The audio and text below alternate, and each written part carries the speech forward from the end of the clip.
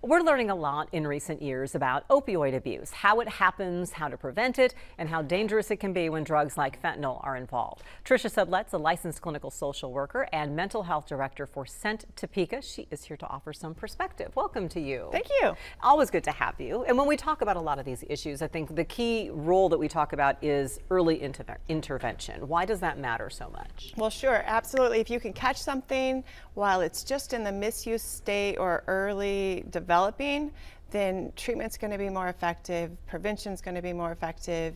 It's just going to be more cost effective for the community, for the family. There's less opportunities for it to develop into a larger scale problem for an individual or a community. That's where you look at the link to mental health. What is the link that we've discovered between mental health and opioid use, abuse? Yeah.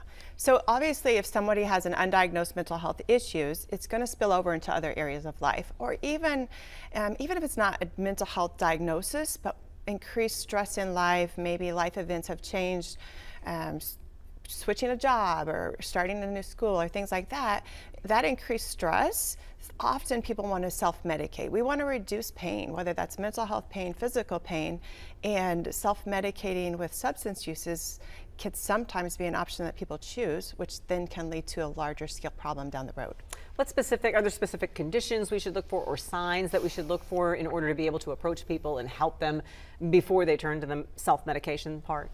I think just really keeping an eye on our own mental health, because then that helps us to really be able to notice when somebody's withdrawing or just seems a little bit less social, and just being able to notice, hey, they don't seem like they're quite their normal self, or they just seem like they're a little bit more on edge, or their anxiety is a little bit higher. So you're going to notice just shifts in how they're interacting in the world around them might be an indicator that they've got some other things going on in life and could use a little additional support.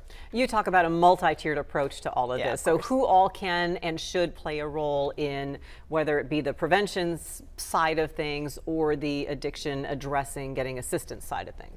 Yeah, one of the things I love about working at Scent is that we have this holistic approach, and we really work on a one-stop shop. So I do mental health, but right next door is my substance use counselor. So a lot of times if I'm seeing somebody and I'm kind of thinking, hey, I wonder if this is an issue, it's very easy to send them straight over to her office for a quick screening, and then we can catch that early.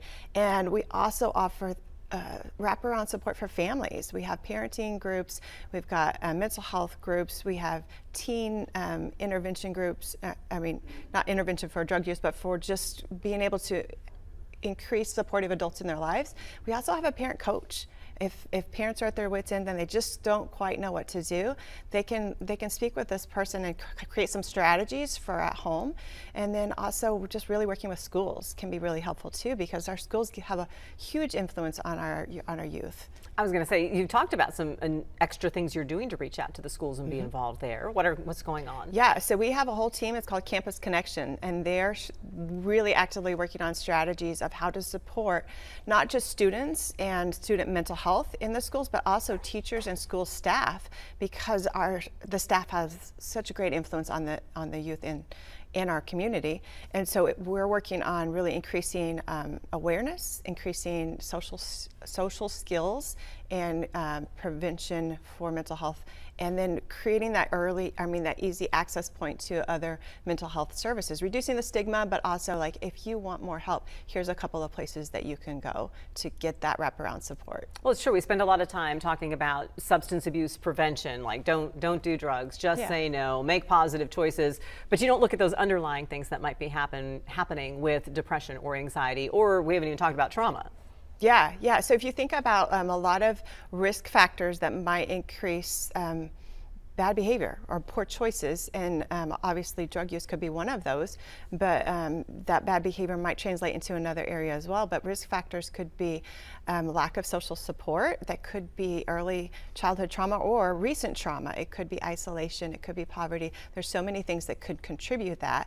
So on the flip side, what we're doing is we're really trying to build in some preventive factors and some of those supports that would help counteract some of those risk factors. All good help. So where can folks go if they need to learn about resources or find help? So scenttopeka.com is our website, and then we do have a very active Facebook page and a very active substance use and Kansas Fights Addiction campaign on our Facebook as well. Absolutely. Sent Topeka, one good place to go. You can also go to WIBW.com/hearmeseeme. We have several resources there as well, perhaps some around all of the region and area too. Tricia, thank you so much. So many good things happening to support people.